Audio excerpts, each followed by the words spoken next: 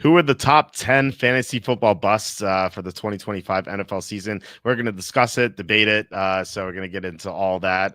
Before we do, welcome to the WalterFootball.com After Dark Show. And please hit like, subscribe, comment below, share this video, visit the link in the description for the merch store. Real quick, before I mention the merch store, we just crossed 5,000 subs yesterday. Once again, guys, thank you so much for subscribing. I really appreciate it. But yeah, you can see as I'm wearing May is Wrath Month, and Kenny's wearing January's Envy Month. I don't know if Kenny's wearing the same shirt 2 days in a row. I am though. It is that cool of a shirt. My daughter loves it, by the way. She points to it. She's like, "Daddy, who's that? Who's that?" And I'm like, "It's the summer of love." So not that she knows what that means, but you could get all that on the merch store right here, 20% off. You can change the colors of every shirt. You can get it in long sleeve, you can get it in hoodie, you can get it in women's tank top, and you can get it in infant onesie. So lots of options. You can get our mugs, our famous apron, or you can go to Amazon, buy my books. The most recent one is Jerks of the College Years, where I made fun of people at Penn State. I was there for 6 years, so I had a lot of fun writing it. I think you guys will have a lot of fun reading it. Also, please consider super chats, super stickers. That's the best way to support the show. And I look, I say this all the time, so I sound like a broken record here. YouTube ads pay nothing, and whenever you guys super chat us or super sticker us, that's like an 8x to our revenue for the show. So if you guys really want to keep the show going, like that's the best way to do it. And you know the top supporters recently have been Slew and John Sanders and RMAC. Just really appreciate you guys. Thank you so much. Can't say that enough. And so we are joined by Kenny from the capisfake.com. Kenny, how's it going? Life is grand. I am we are on baby watch. My wife's due date was today, and so so now we're just waiting. We're just waiting around until the baby comes, until little Ezra Ortiz decides to make entrance to the world. That's awesome. So if you have to leave in the middle of the show, we'll know why. But yeah, that's real cool. Wishing you all the best. You know, it's your third. That's uncharted territory for me. I have two. You know, like I said, I hope all goes well. And I assume that you're not going to be on the show next week. Although maybe if you want to anger your wife, you can do a show from the hospital. I know my wife would be pissed if I did that. So we can understand it if you're not going to be here next week. But yeah, we're gonna get into our top 10 busts for the 2025 NFL season. You have 10 and I have 10. Do you have any honorable mentions? I do not. Do you? I mean, just get in the top 10 if you. To me, honorable mention would be, you know, any tight end before round 15. So don't draft tight ends early. How about that? Yeah, I think like if you get a good value, I think you can do, especially in best ball. Like in regular fantasy, maybe not so much. I have to read this text because I'm locked out of my account for the website. So Slew saying, Kenny, imagine one late afternoon, the gear shift on your car breaks and you can't put your car in reverse or park. Your dealership just closed. So is your next move to call AutoZone for help? What do you think about that? As I read what are my designer says. My next call is Uber. I called, yeah. Yeah. I mean, I have no car knowledge. I'm like the worst car guy in the world. I don't know how to fix cars. I'm like the easiest guy for the car repair guy to manipulate and take advantage of. And he's like, "Oh, you have to fix this dingle hopper, and you got to get the wingle whopper, and it's going to be $9,000." I'm like, "Okay, well, here's my MX." Right. I know nothing about cars, so I would call Uber. I don't know.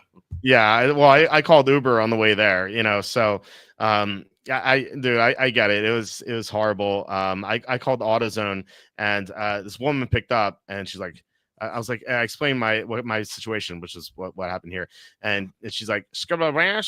I'm like, what? And then I repeat myself. She's like, scrubba around. I'm like, I'm sorry, ma'am, I can't understand you. Like, can you fix my gear shift?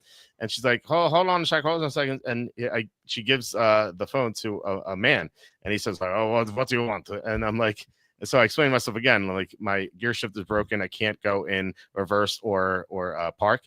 And I'm like, could you fix my gear shift? He's like, no. And he like hangs up the phone. I'm like, what just happened here? So I called Midas, and that ended up working out. So That was another nightmare that happened to me recently. So I was talking to Kenny before. Someone forged a check of mine to themselves. A man named Darius Miller for $1,400 this morning. So I had to put a hold on my bank account and sign an affidavit for forgery charges. And that's at this guy, which I'm sure that's not his real name. So don't go looking up Darius Miller's. Sure, that's a fake name, but yeah, that's another thing that happened to me. And I'm locked out of my my web host or my WordPress account, so I can't update any pages right now. So I have someone working on that. So it's a great day here. I can't wait to talk about fantasy football to get distracted. So anyway, you want to go first, or do you want me to go first? I feel like you always go first. I can go first if you want, but you can go first if you'd like. Yeah, I can go first. I don't mind. Okay. Okay, my number 10 is a running back, Mr. Devon Achane. His consensus rank. I'm looking at Fantasy Pros. They have a consensus ranking of like all the different experts, whatever. And so, which I think is helpful. We were mentioning this before we started recording. It feels like ADP is like so skewed. I felt like this last summer too. Remember, like ADP was so all over the map because so many of these mock draft websites that we like years ago used to use a lot are so overrun by bots that the ADPs are like useless. And so it feels like the ADPs are like drastically different. On one website, a player is like a 6th round, another player, or another website, the same player could be like a 9th round. Like it's like, and they're just like, and you get all sorts of goofy. So it feels hard to like actually use that.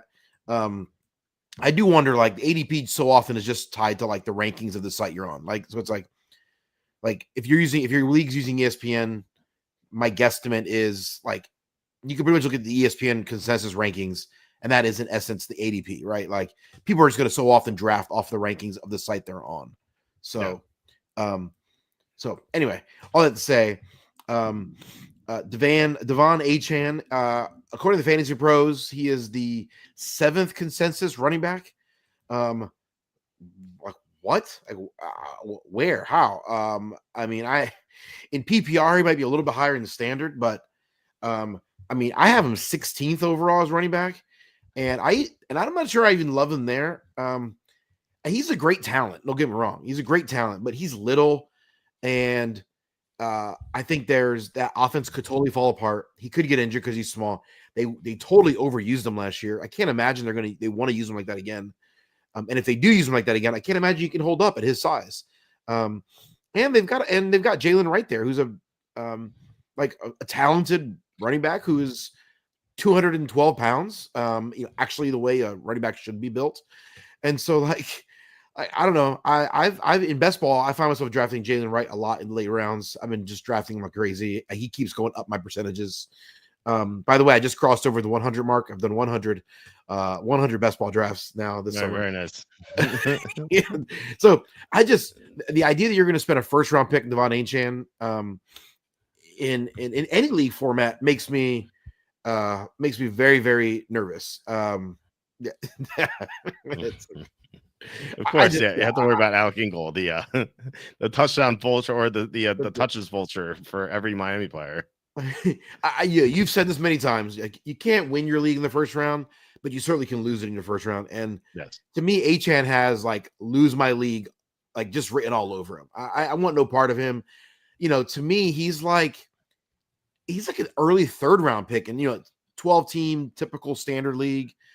To me, he's a late 3rd round pick. In PPR, I'd take a.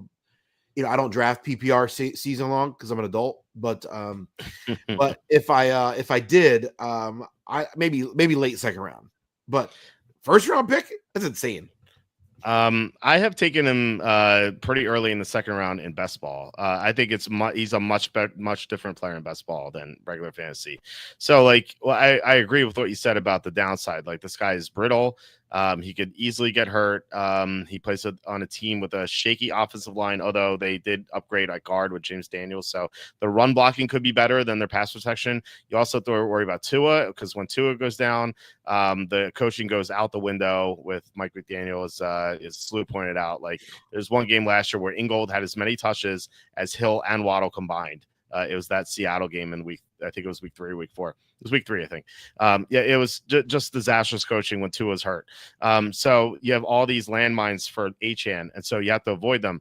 But so I agree with you. In regular fantasy leagues, I don't think I touched them until the 3rd round, like you said, maybe late 2nd. But in best ball, where you're trying to win $2 million, like Achane is one of the 2 players in like the first 16 picks usually who's like ultimate boomer bust, because he could be the top scorer in fantasy this year. He has that potential. Like year 1, he's averaging like 1 million yards per carry because he's breaking like 80-yard runs all the time.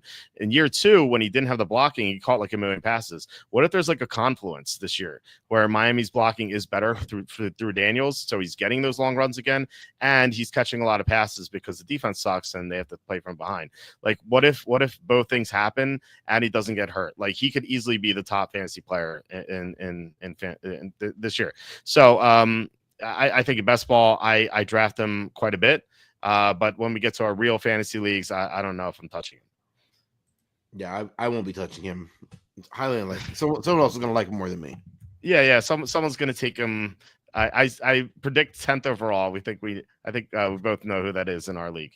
So John says at this point you might as well a PPR league standard, and standard league is not PPR. It's trending that way, isn't it? Because DraftKings is all PPR, like at least like Underdog's like half PPR and FanDuel's half PPR. So maybe that's the standard. But it feels like no one does standard anymore. Like none of these fantasy sites do standard, which is interesting. You would think like one of them would do it, right? Like standard, yeah. But they're either half PPR or PPR. So I don't know. That's strange. Anyway, my number 10. So I really hate 9 players in this list. My number 10 is someone I'm like, I couldn't find a 10th player, so I just threw this guy in there because I think there are a couple things wrong with his situation, and I just think he's going a little too early. So this is another 2nd round running back. The name is Jonathan Taylor. So his ADP right now is 208. I think that I would maybe take him like 303 or so. So he's not like this again. This is not like a player I hate. I just think that a couple of issues here. First, Indianapolis lost 2 interior offensive linemen. They lost their center. They lost their star guard, Will Fries. So the blocking won't be as good this year as it was last year or before that. Like this could be Taylor's worst offensive line he's ever had in front of him. The second thing is they drafted Tyler Warren, which like, what does Warren have to do with this? Like Warren is going to get some tush push carries. Like he did that at Penn State. He could be the goal line back at the 1 yard line, which sounds crazy because they have Taylor. But like they could do the tush push with Tyler Warren. You just have to watch out for that. So he could lose a couple of touchdowns here or there. I don't think it's going to be like a huge reduction. But I think that like there are enough things wrong with this guy that I would pass on him in favor of like, I'm taking Bucky Irving over him. I'm taking Chase Brown over him. I'm taking some of the receivers over him, like AJ Brown. So I just don't think he's just going like a little too early for my liking. But yeah, I hate the other 9 more. What are your thoughts on Taylor? Yeah, I think you're probably like, I get what you're saying. Like, yeah, I don't necessarily love. You're not. I'm not like hating this guy. I don't like love him as a pick for this list. I can see him. I think he's about He's a late 2nd round. What is he on Fantasy Pros season long consensus? He's the 9th running back off the board. What do you have him rank as running back? I have 11. Yeah. So yeah, it's probably like you're right. He probably deserves to be a late or early 3rd, and he's going late 2nd. It's not terrible. Yeah, I was like, I struggled to find a 10th, like I said. So I'm more excited to talk about these next 9. So who is your number 9? My number 9. All right, we'll get this guy is getting some love, and I don't understand it. It's Cam Scatterbo. Okay, I'm not again. I've said this I don't know how many dozens of times. I retired from college football in 2011. I will come out of retirement if Penn State goes in the national championship game this year. Someone told me they're really good, apparently. And so if they're really good and if they were to like be in the playoffs, I'll come out of retirement and be a Penn State fan for 2 weeks. College football has missed you, Kenny. And so anyway, but like I don't know. People talk about this guy and they're like everyone I know who watches college football, who like doesn't watch the NFL loves Cam Scatterbo. And like everyone I know who like watches college football but also watches the NFL is like, yeah, this guy sucks. He's never going to be good at like he was like a favorite in college, but like he's not the kind of guy that can actually translate to the NFL. So apparently he was good in college. I don't know, but yeah, he's being drafted as the 36th running back off the board. He that just seems like uh, so it's just like that's me. I am a hockey aficionado. It's like college and hockey, like the two things you hate together. Throw WNBA and soccer in there, and you got the there you go. Yeah, the 4-way. This guy's an 8th round pick in season long leagues. It looks like he's going to be. I think he's being drafted around that in best ball as well. Like, why? I have him ranked as the 50th best running back going into the league, going into the year. Like, what'd you say he was? Would you say 39th? He's 36th on Fantasy Pros ranking consensus. Okay. I have him 39th, so I'm a little bit lower, but higher than you. I think he's overrated because everyone saw that except for you, that Arizona State Texas game where he just went nuts. Like he looked like Mike Allstott, and I think that kind of inflated his just a stature where higher than it should have been. And he was drafted in the 4th round. Like despite that great performance, like I thought maybe he'd go second. Like he went 4th round. He tested so poorly at the combine with like very low agility scores and whatnot. It just doesn't look like he's going to be a great pro. Now he could be a decent goal line back. The problem is that the Giants are not going to be at the goal line very much. So at least not this year. So maybe down the road he could be pretty decent in fantasy, but I don't think so this year. The one thing that could help him is that I feel like there's a decent chance that Devin Singletary might be traded because Houston has issues at running back now with Joe Mixon hurt, and we don't know how long he's going to be out.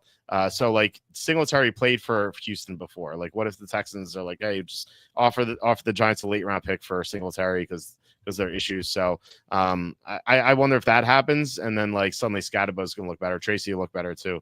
But I agree. I think he's been going like way too late. Although he's been running with the ones a little bit in training camp, which I don't read too much into, but it's still a little interesting.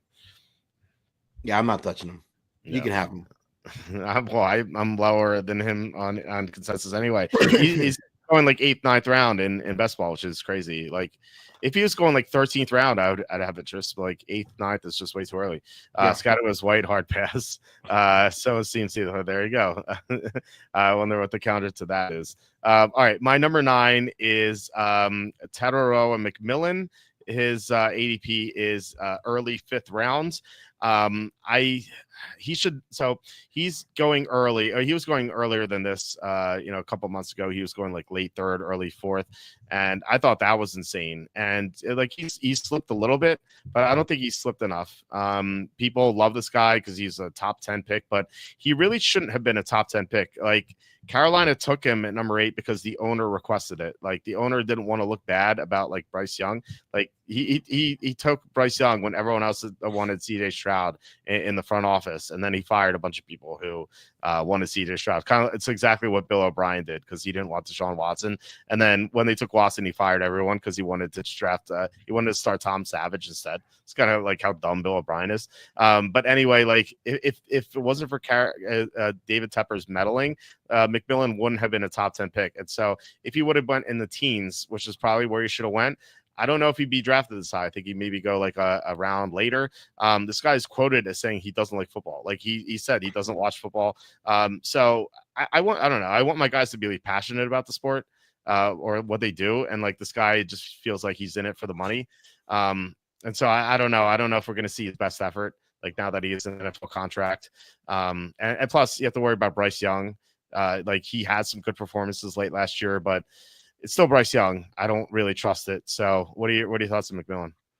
Well, I have him as my number 3 bust. Okay, so there you go. I'll just and I rarely if ever do I like pick on the rookies a bunch. I basically just say, hey, I think they're all overdrafted. Like I don't want to like single out individual rookies, but there are a few I have to single out because their ADPs are just like, I mentioned Scatterbo, obviously an 8th round pick.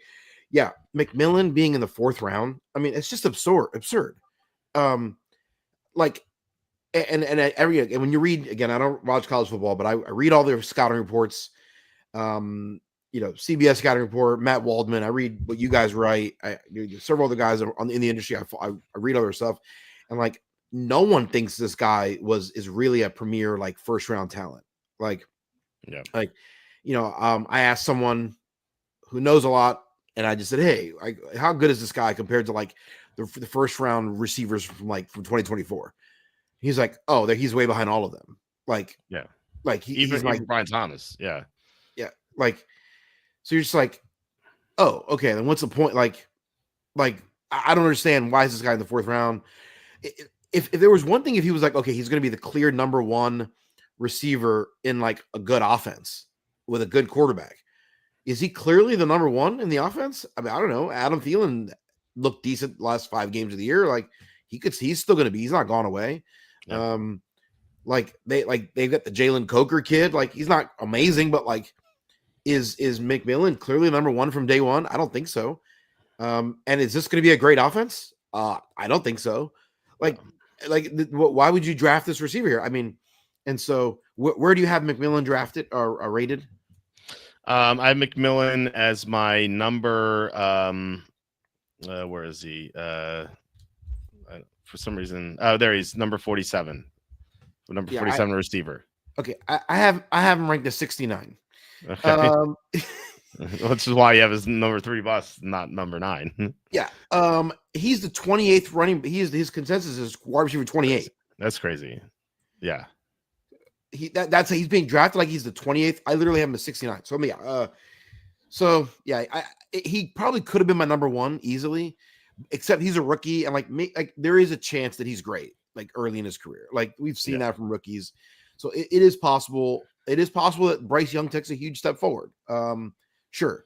I don't think it's likely, but it's definitely possible. We did see a stretch last year where Bryce Young played pretty decent for about 5 or 6 games in the middle of the season. So who else do they have? The classic. Oh gosh. Yep. Yeah. I've seen so many videos this summer because when I walk my dog or drive, like I'll just put on a random fantasy video on YouTube, like the first one that comes up, and like so many arguments for so many players, like he's the only guy there. It's like, oh man, come on, like don't do that. Just such a bad argument to make. If that's like the only reason you like the guy, you should pass. It could be like the 5th reason you like the guy, and that helps, but like it can't be the only reason, or the best reason.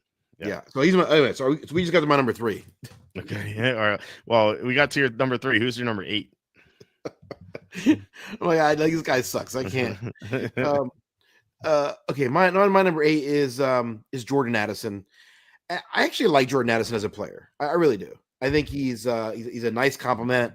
He does a lot of the things that Jefferson doesn't ordinarily do. I mean, Jefferson can run every route, but like the things that they don't typically ask Jefferson to do, Addison can do.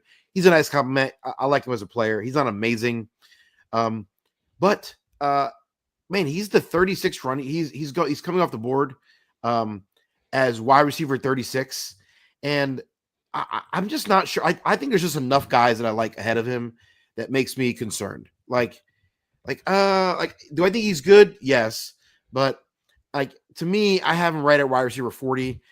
I think he easily could be like wide receiver like 25. Like there's pretty much from like maybe from 21 to like 42.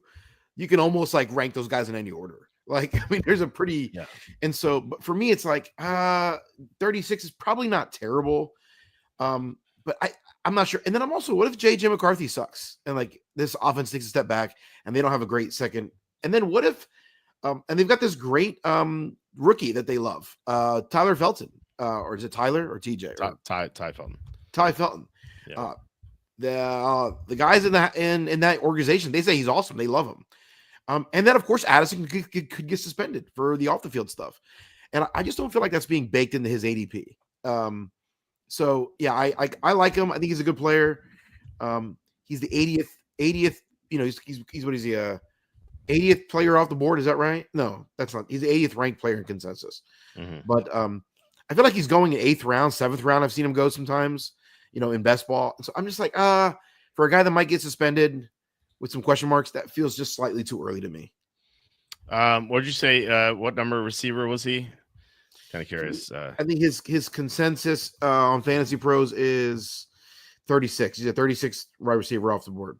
Okay, I am at 37, so I'm like right there, one below. If you guys couldn't do the math, I do like him, and I like the Viking situation. I love Kevin O'Connell. Like he's turned water into wine for every quarterback. Like even like Nick Mullins was great under him. Remember Joshua Dobbs, the astronaut. He was looking great for Kevin O'Connell.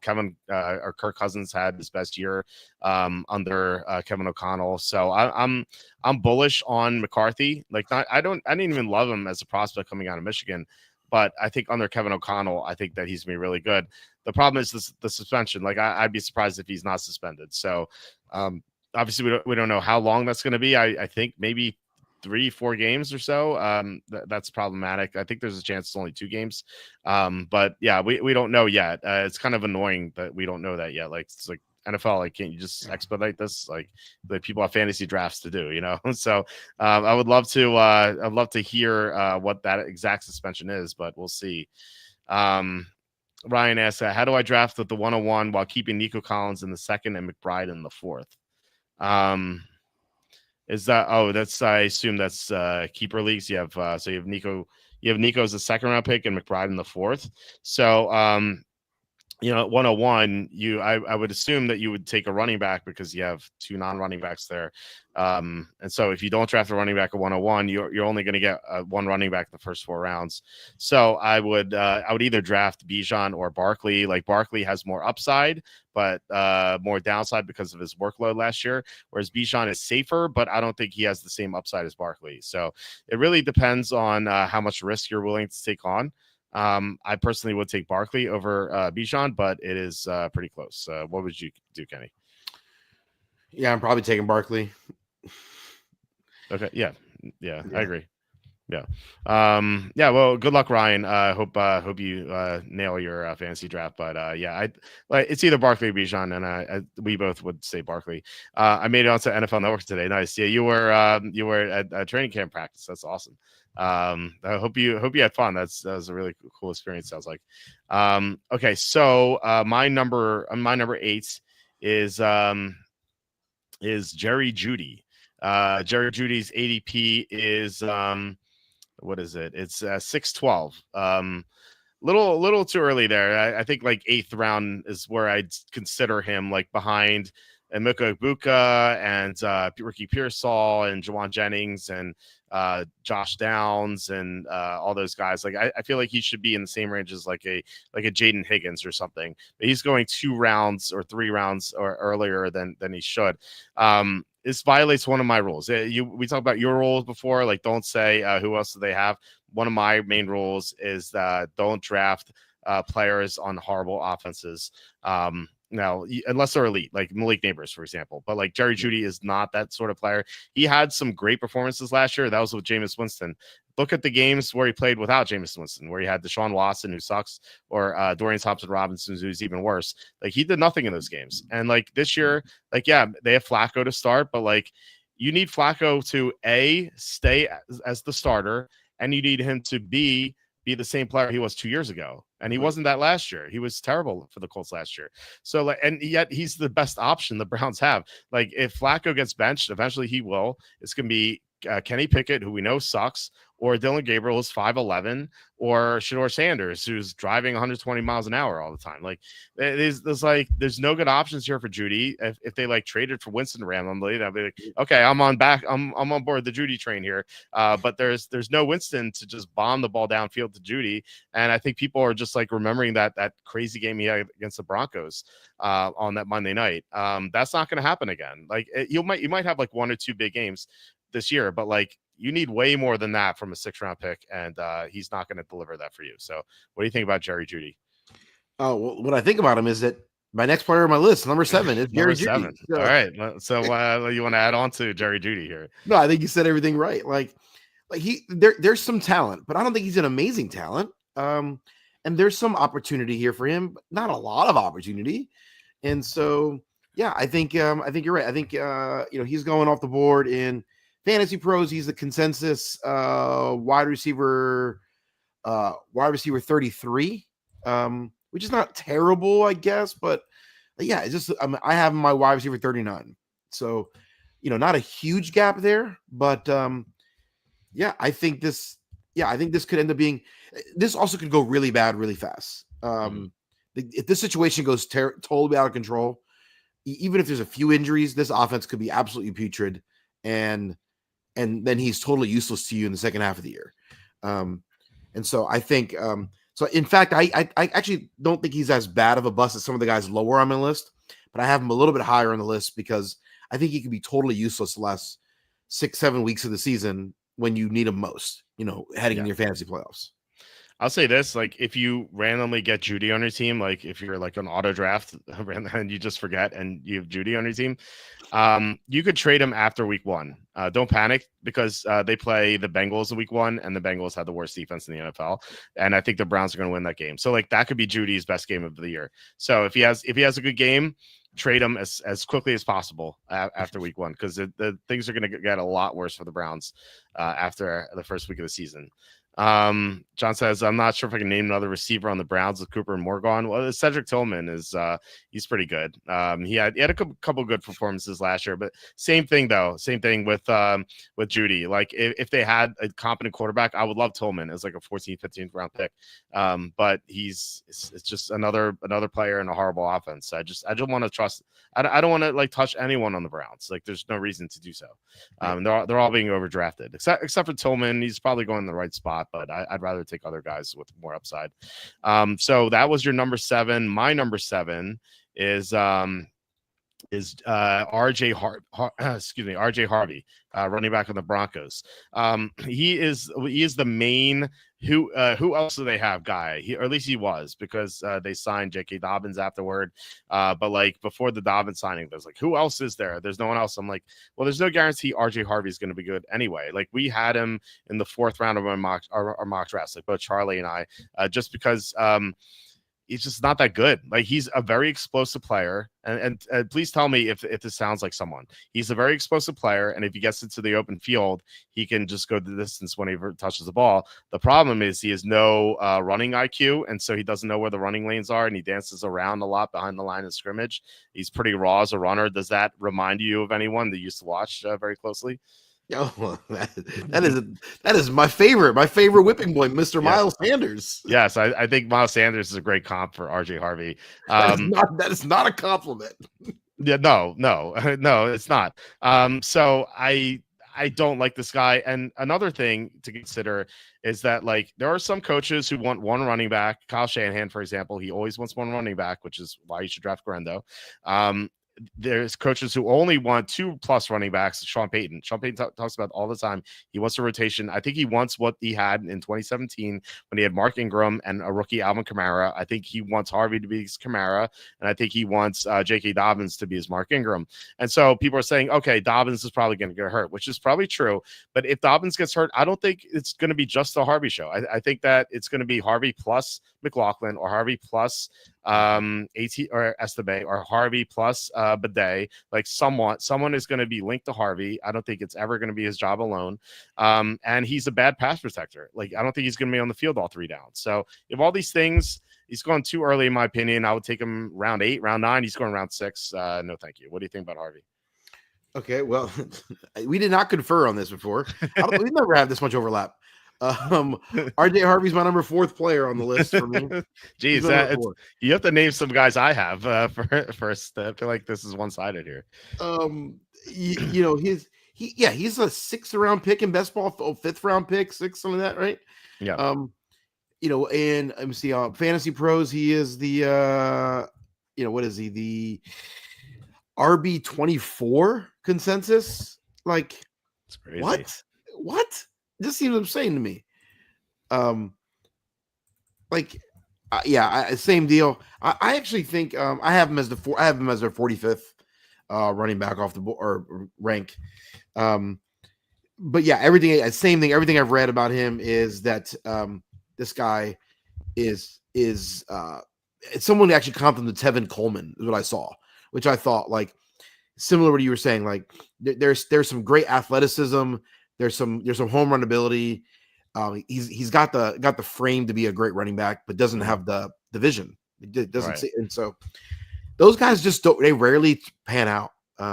James Cook is one exception. Like in his rookie year, James Cook kept like bouncing everything out and lost his job to Damian freaking Harris, if you remember that. Like, yeah, right. They benched him, and then like someone got in his head and was like, "Listen, learn how to run the ball. Like, just follow your blocks. Here's a hole, hit the hole." And he changed. Like so it is possible. But man, for every James Cook, there feels like there's like 7 Miles Sanders, right? Like, and so yeah, I don't think that guy. I don't like that kind of guy. What do you do in the 5th or 6th round? And J.K. Dobbins was good when he was healthy last year. Now I know there's question marks there with health with J.K. Dobbins, but he was actually a very productive running back for a big chunk of the season last year. I don't expect that to go away overnight.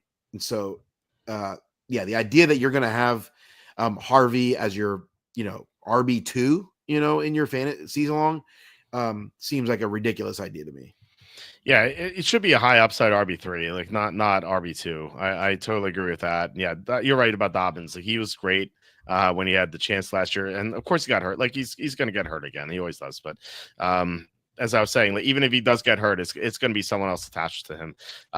Cassandra making a good point here. I kind of forgot about this because we talked about this being a keeper league, and he said, "Would you draft Barkley or Bijan in a keeper league?" No, I just with that in mind, I kind of forgot that it was a keeper league, even though it talked about that like 10 seconds before. Given the keeper league stipulation, I'll draft Bijan over Barkley. He's just so much. He's young, not so much younger, but he is younger. So, what does that change your opinion?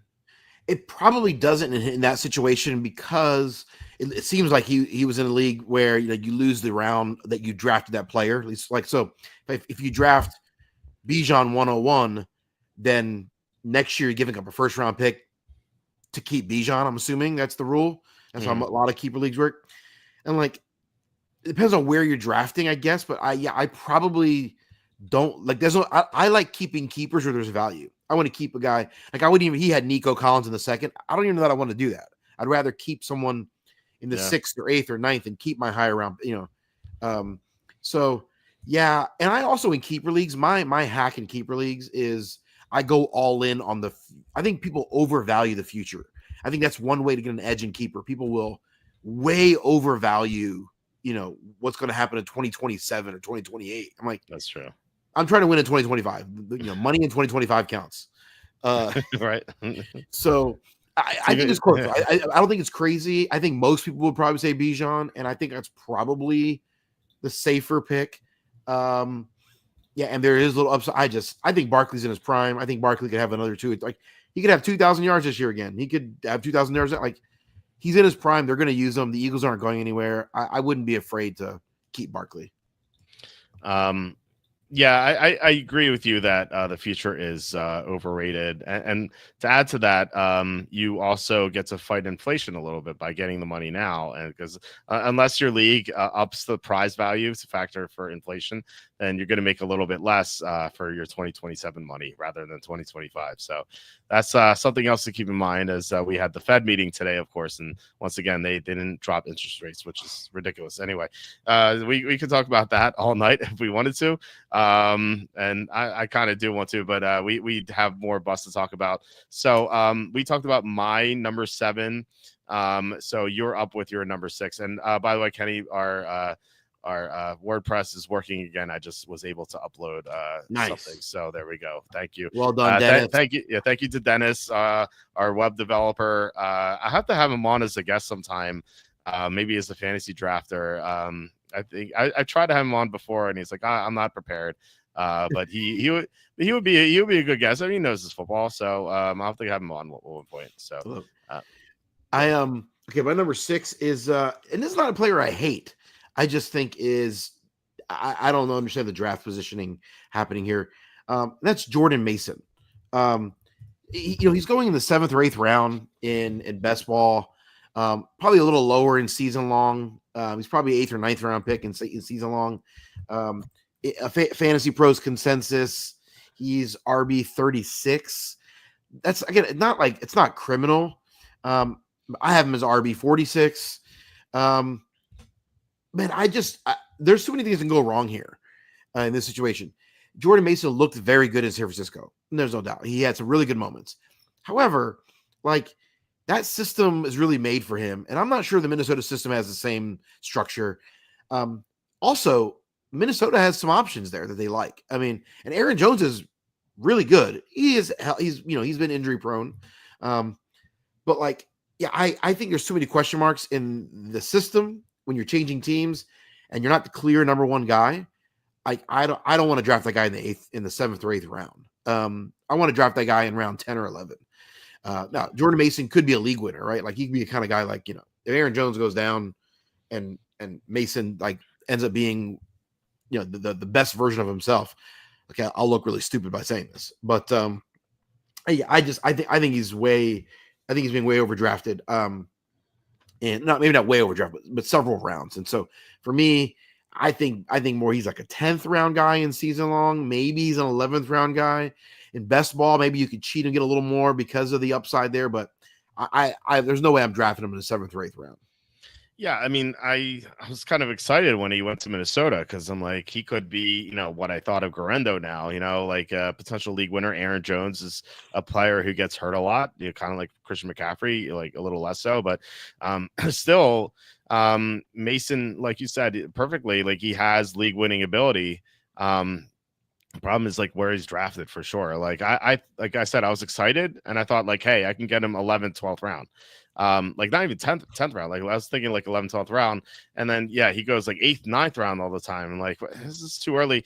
I will say though that he was running with the first team in practices, but I think that it's not like you're gonna have Aaron Jones get all the reps with the first team. So I think that was a little overblown. But like I said, like I think there's a good chance Jones gets hurt at some point, and Minnesota has great offensive line. So Jordan Mason could look great, but I think what you said earlier is absolutely correct. Like Kyle Shanahan, like his dad, is going to make any running back look great, and by contrast, it's not going to be the same on another team. Now, but Minnesota's offensive line is great, as I just said, but still, I think it's going to be a little bit different. Remember, like any other Mike Shanahan running back outside of like Clinton Portis, who went to a different team, like they just disappeared, right? Like remember Orlando's Gary or Mike Anderson, like they went to different teams and nothing, like absolutely nothing. Like Portis is the only one because he was great talent. Every other running back who went elsewhere just did nothing. And so this could be the same thing with Jordan Mason, like it's different, it's Mike Shanahan's son instead of Mike Shanahan, but the same sort of concept. I think Mason's being overdrafted. Yeah, absolutely. Yeah, Portis was a stud. There was I watched a highlight of Clinton Portis game. And I was trying to calculate the DraftKings points. He ran for it was against the Chiefs that one year. The Chiefs were awesome, and the Broncos won like 54-37 or something. It was a crazy game. Clinton Portis in that game, he ran for 220 yards and 5 touchdowns. He was insane. Like he had this like crazy juke move on the safety in the middle of the field, and he like zoomed past all the defenders in one like 80-yard run. It was crazy.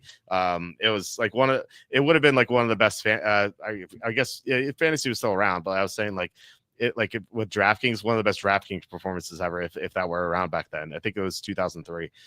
He was so good.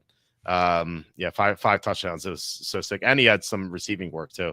Ruben Jerome, another one. Ruben Jerome's droning on and on and on as Chris. Wow, C.J. Anderson. So many. He threw the belt on. Yeah, Shannon Sharp threw the belt on. Yeah. I remember I watched that highlight recently, and that was it was the NFL primetime highlight. It was fun to watch. So, so I agree with you on Mason. Just going a little too early for my liking. I think he's a little overblown right now. I'd rather have some of the other values, like Garendo. People are sick of me drafting Garendo here, but like Garendo's great. You have Ray Davis. You have. Now Dylan Sampson is kind of in that conversation. You have Jalen Wright, you have Tyler Algier, Jordan Shipley, a bunch of guys like that. I would rather take those guys at their ADPs over Jordan Mason. So my that was your number 6, right? So My number 6 is Mike Evans.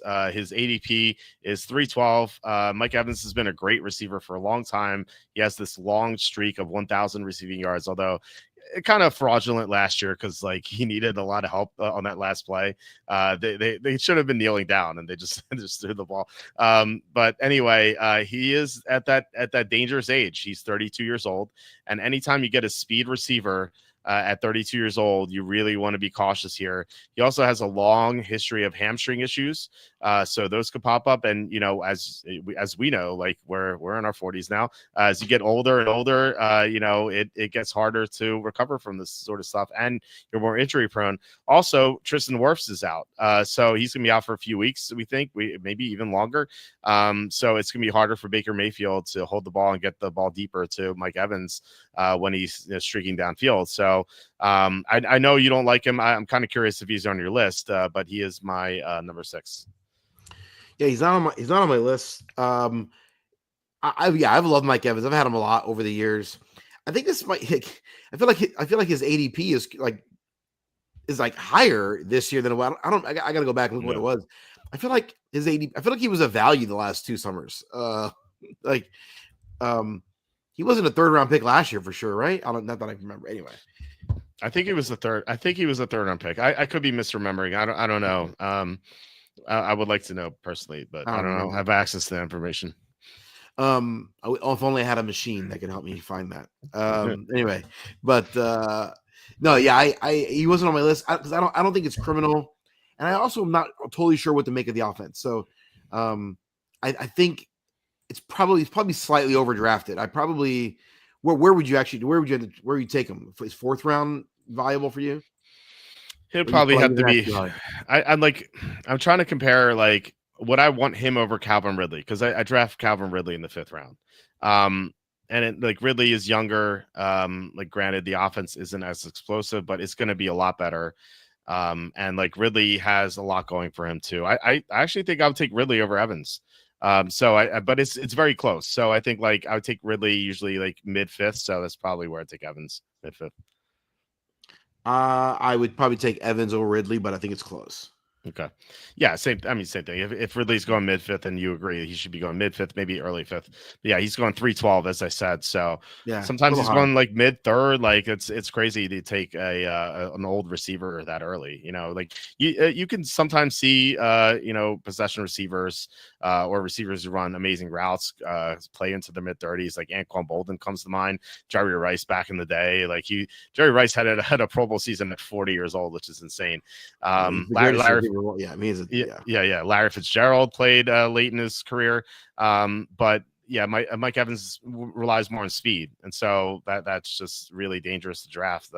Plus, like I expect a lot from Emeka Egbuka as well. Evans has the frame to transition to be a guy like Fitzgerald. He certainly has that. Yeah, sure. And he's a great route runner.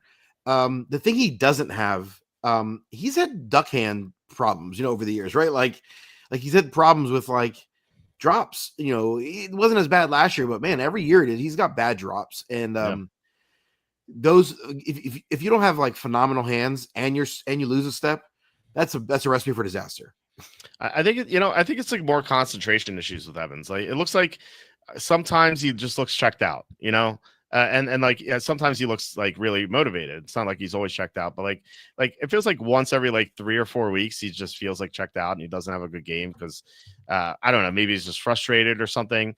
And if Tampa's worse than the people expect them to be and they don't make the playoffs maybe late in the year, which is when you want him to be good, maybe he's checked out then and doesn't really do much. So that's something to worry about as well.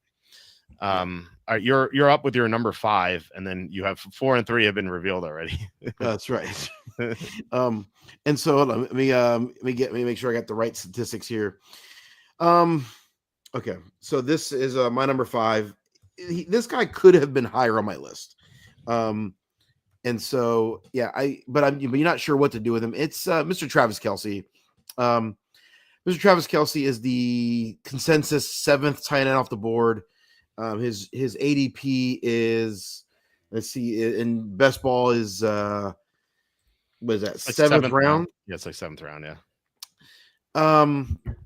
Yeah, I don't have him as a top 10 tight end. Like, he was terrible for most of 2023. But then turned it on in the playoffs. Like, he just like was all world. And then the Niners went on, or the Chiefs went on a run to beat the Niners in the Super Bowl. And then in 2024, Kelce was terrible for most of the year, terribly inconsistent, and just a few good games here and there. And I kept saying to myself, he'll turn it on, he'll turn it on, he'll turn it on, he'll turn it on. And he never did. He was terrible in the playoffs. Yeah. And he was especially terrible in the Super Bowl. And I think he's lost it. I think in 2024, we kept giving him a benefit of the doubt. Well, he's Kelce. If you go back, I've gone back and watched some of his reps on Game Pass. He's not the same player. He's clearly lost a step. And I'm not even sure his concentration is there. And I don't want to blame the Taylor Swift stuff, but like, I'm not going to totally discount it either. And I also wonder, like, some guy like Tom Brady. What made Tom Brady great? Tom Brady won, but he just like had this fire. It feels like for some of the Chiefs players, the fire is not there. Certainly for some guys, it is, right? I think about Chris Jones, absolutely. There are players on that team, like, you obviously know that they wanted that three-peat. Yeah. But like, Kelce didn't have the fire all through the playoffs. I watched him. There was no urgency in any game from Kelce, or very little, and he was terrible in the Super Bowl. And I don't think that guy just turns it on. And so, to me, he's a 7th round pick. There are, I think I can list 18 or 17 tight ends right now that I feel more comfortable drafting in season long. Particularly, I'm going to wait till late. I generally not going to draft tight ends early. I think it's dumb most of the time, in most formats. And so I'm going to wait anyway. And so there are 17 guys I'd rather go in and just like have them on my team. And if they suck, I drop them and pick someone off the waiver wire. Excuse me. But to use excuse me. But to use a 7th or 8th round pick, and I wonder if he even, like, in home leagues, because in home leagues he might even go a little higher. Like, I think it's a disaster. Do not draft Travis Kelce this year. I think he's a total bust. Yeah, I agree. I mean, he has name recognition, so he's going to go earlier than especially if you're drafting some casuals in your league, like, they're going to take Kelce just from the name recognition, and it's going to be a big mistake. Like, he's been declining. Like, his 2022 was amazing, and then everything after that, he's struggled. It looked like 2023 is like mailing it in, because he still had a great playoff. But like you said, in 2024, he didn't have a great playoff. He had one good game, and that was it. Like, he didn't do anything else in the playoffs. Like, there's no signs of him turning it on this year. He's already talking about retirement. He has this podcast he's doing. He's not only with Taylor Swift, he's starring in movies. He is in Happy Gilmore too, which it was pretty. I don't know why he was in that movie. It felt like that was like something that kind of like ruined the movie a little bit. Did you watch that real quick? Did you watch Happy Gilmore too? My wife just watched it. No, I have not seen it. I had some. It was some good laughs. It wasn't bad. There's just way too many cameos. They overdid it with it. They had Stephen A. Smith on there for some reason, just yelling, like, that was dumb. When they stuck to like the regular plot lines, like, it was kind of funny. But all the cameos did it, and like Kelce was he's just a terrible actor. Like, he's just awful. So he should have been in it anyway. I agree with your Kelce evaluation here. I would never draft him unless like randomly fell to like the 13th, 14th round, which is when we usually draft our tight ends, and we're like, okay, fine, this maybe he will rekindle something from the past, but I don't see that happening. So he's going to be taken the 6th, 7th, maybe 8th round. So I'm not touching him there. You're 100% right. I didn't include him on my list because I was looking at the first 6 rounds for busts, but if I expanded it to round 7, he definitely would have made my list. Brian asking, my boy Walter, it's time to do a mock draft of the chat. Yeah, we're going to start those next week. We always do those in August. So I know from the options chain, August 1st is Friday. So Saturday, we usually don't do mock drafts because Tom is on. But I believe August 5th is the Monday. August 4th is the Monday.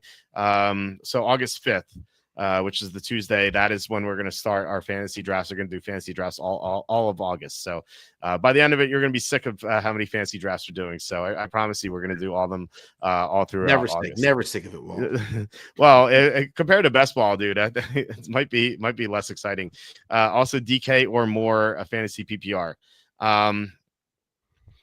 DK Metcalf or DJ Moore? Is that the yes. Let me see.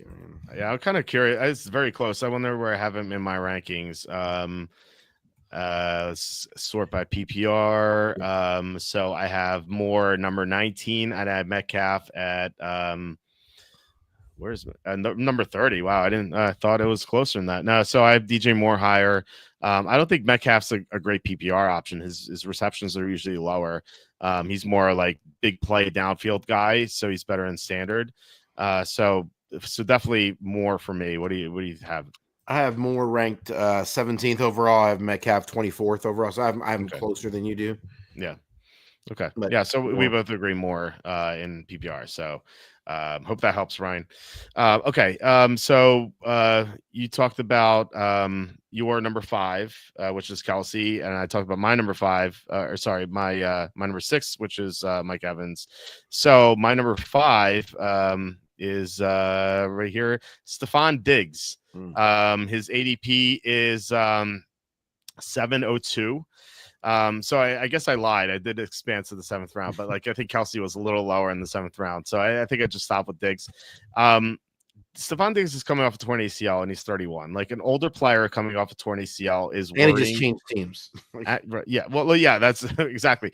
So yeah, he's a 31-year-old coming off a torn ACL, right? So if that wasn't enough, like that, I feel like that's enough for me to not draft. Like he's also changing teams. As you said, he's going to a pass first offense.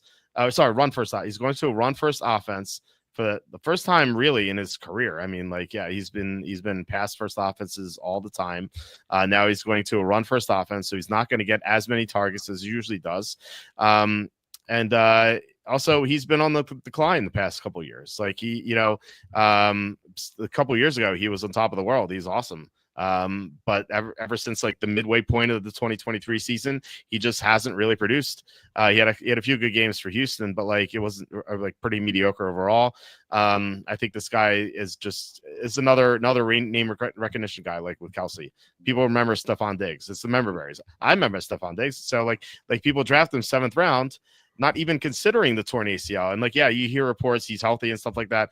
You know what this reminds me of is Robert Griffin, where like, remember Robert Griffin tore his ACL? He was like, wow, he's like all in for week 1. Remember that promo? And then like he re-injured himself because he rushed back. Like it feels like Stephon Diggs is rushing back. Like ideally, if he wanted to be healthy for the second half of the year, he would just stay in bubble wrap until like week 5, week 6, week 7, and then come back. And then maybe that's like when he'd be able to stay healthy. I feel like he's just going to re-injure himself. So I have zero interest in Diggs, never drafted him once.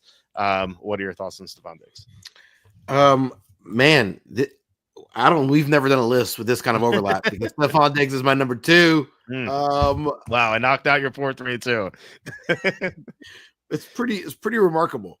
Yeah, you said everything right. Like, yeah, change of offense, which is always hard for free agent receivers. Like most free agent receivers, although that might make a good research project, a good article for the website. It is almost teams receivers that change teams through free agency almost always take a step back. It's a less pass heavy offense, less advantageous. Coming off the ACL, he's past the age where we think, receivers are not on the upswing. I don't understand this all. I have him as the 157th best player off the board in my rankings. Wide receiver 45. To me, he's like a 13th round pick, 14th round pick. Mm-hmm. So for him, according to Fantasy Pros consensus in season long leagues, he'll be a late 6th round pick. He's, as you said, he's a 7th round pick in DraftKings Best Ball. I think he's a 13th round pick. Like what? Why the heck would I drop from there? There's a whole slew of guys I'd rather take ahead of him that are all being drafted in that vicinity of receivers. Yeah, it makes no sense to me whatsoever. Why would I spend a 6th round pick on Stephon Diggs in that moment? Yeah, doesn't make much sense. I have Diggs as my number 55 receiver, so I'm not touching him at all. He's right behind Adam Thielen, so I prefer Adam Thielen, and two behind Alec Pierce. So Pierce is going 16th round, so I'm never getting Stephon Diggs ever unless it's like auto draft, which my number one player I got on auto draft in one league that I did, unfortunately. For those who have joined the show and have not heard your number 4 revealed, do you want to talk about? Do you want to mention who your number 4 is? My number 4 is RJ Harvey. Yeah, no, it's because like people who maybe missed this reveal earlier and are listening sorry. now. Yeah, my number 4 is RJ Harvey. We mentioned him. He was your number 8? No. He was number 7. Okay. So yeah, I had RJ Harvey number 7. You had RJ Harvey number 4. Right. Okay. So we'll see if I knock out your number 1 here. I don't think it's this guy because I know you like this guy, and I liked him too in the past. But I think this is the end of the road for him. Alvin Kamara is my number 4 bust. So he violates one of my rules. Don't draft players on bad offenses unless it's an elite player. Now, maybe in the past, Kamara, you could say is an elite player, which is I think true, but he is now 30 years old, which is like the fall off point for running backs. Maybe you saw Derrick Henry play great as a 30-year-old. It can happen, but Kamara has an injury history, so those things add up. And so I really worry about his this kind of longevity here, his ability to produce in this bad offense. Like they're going to stack the box. Like Tyler Shuck is there. If it's not Shuck, it's Spencer Rattler. Like there's going to be no respect for the quarterbacking. Like he's going to see so many men in the box, like on every play. Like there's going to be no room for him. Now he can get there as a receiver out of the backfield. I suspect that he's going to have some decent receptions. What really scares me about Kamara, and I mentioned this before, the Saints are going to be awful this year. Like they're going to be awful. And so late in the year, week 15, 16, 17, when the fantasy playoffs occur, what if the Saints are like, Kamara, you're 30, maybe we'll be good next year. Let's shut you down a little bit. Let's not tank, but let's maybe make our losses easier here to get a better draft pick. Let's see what we have in your young guys. They have Kendrick Miller, they have Devin Neal. Maybe like instead of the usual the 20 plus touches that Kamara will get, maybe he gets 12 in those games, and then they give some work to Neal and to Kendrick Miller. Because really, like, what's the point? The Saints are 3-11 in week 15. Like, are they like? What's the point in giving Kamara 20 plus touches? There really is none. Like why would you like potentially get him hurt? Mm-hmm. So I think that they're going to be looking at some of the younger guys in the fantasy playoffs. So if you have him, and he's going to have some good games for sure because he's he's still a talented guy.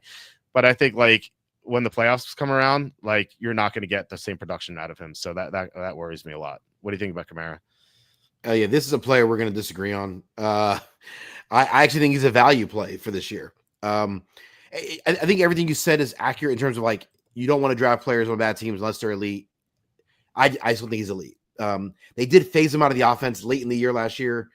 I thought that was just situational, which goes to your point. They could do that again. But it's not because of I don't think it's because of he was faded. I don't think he's lost a step at all. He looked fantastic for a long stretch of last year. I have no doubt that he can be the same again in 2025. And I think he has the skill set to have the longevity. And so, yeah, I think he's the kind of player that can still be great. So I've been drafting him a ton. He's one of my top drafted players in DraftKings. Although his ADP has snuck up, he was like 51, 52 overall. So it's an early 4th round pick. And so he's 4'11", early 5th. Yeah, he's 4'11" right now. Yeah, he was early 5th round pick. So now he's moved to 46 overall, which is late 4th round pick. So yeah, I think to myself that his ADP has crept upward, and I'm not sure the reason why. In early July he was an easy 5th round pick. Now I feel like I'm rarely getting him in the 5th. And so, but yeah, I'm a big fan of Kamara still. I have him in standard leagues. I have him my 17th best running back. And I would gladly draft him in the, mid to late 3rd if I needed to. I don't think I need to. I think I'll be able to get him in the 4th, particularly if I'm drafting like late in the 1st round, late in the 3rd. I think drafting Kamara in the early 4th. So I think this will, yeah. Well, I'll have to mark it down as one of our disagreements for 2025. Oh yeah, we agreed on so much. It's it's good to disagree. Disagreements are always fun. I have Kamara as my 22nd running back. So that says like late 6th, early 7th or so. At least in best ball. I'm again. I really worry about the fantasy playoffs. Like are they going to bench him? I don't think I've drafted him at all. I think maybe once. Actually, if I drafted him, it was with you, probably. Let me look real fast. Kamara, I've drafted in less than 1% of my drafts, which I've drafted 131 drafts. So it's one time, and I think it was with you. So that's pretty funny. I have one share. Combined, we have 230 drafts under our belts. I look forward to telling Dwayne that when we do a draft, and like he's gonna be like why? He's gonna like laugh. He's gonna be like, why you guys are crazy? He's gonna say you guys are crazy. I look forward to that. Kamiku says the Detroit sports reporter covers the lines, saying Jameson Williams looks like a different, totally new player, expecting a breakout season. Thoughts? I worry about the pass protection. Like, is Jared Goff going to get the ball to him downfield? Or is he going to get the time to get the ball to him downfield? New offensive coordinator. I don't know how Johnny Morton's going to handle things outside of after Ben Johnson. I suspect Goff is going to regress. This is the first time Goff is going to be playing without Ben Johnson or Sean McVay, and except for his rookie year, which was awful. I don't think he's going to be as bad as he was a rookie, but I think that he's going to have some regression here. It just feels like a lot's wrong with Detroit. There's still some injuries that are worried about. If this were last year, then I would say yes, Jameson Williams could have a breakout year. But right now, I would say no. What do you think? I would say ignore sports reporters, beat reports completely. They are wrong most of the time, or it's one of your roles, isn't it? Yeah, ignore. It's like there's two things you can pay attention to. If there's a drum beat, and if it's negative. So it's like if 5 reporters say something of negative about a player, then you can believe it. But 5, I've been around. I remember there's been so many training camp stars. You're just like, ugh. Just like I don't I think they're garbage. I just beat reporters don't usually know what they're talking about. Yeah, it's it's pretty rare to find a good beat reporter. There are some out there, but overall, no, it's all fluff pieces. So I don't agree with it. Oh, Slew with a great point. Lions toughest schedule plus outdoor games. Yes, 100%. Jared Goff's actually have to play outdoors this year, which he didn't have to do last year. He played 2 outdoor games. Lions will always have 2 outdoor games. So they play at Chicago, at Green Bay. Those are their only outdoor games last year. They're going to have to go on the road outdoors way more often this year. And they have the toughest schedule in the NFL. So it's more piling on to, I think. I bet Detroit, one of the bets I made out in Vegas was Detroit to miss the playoffs at plus 175.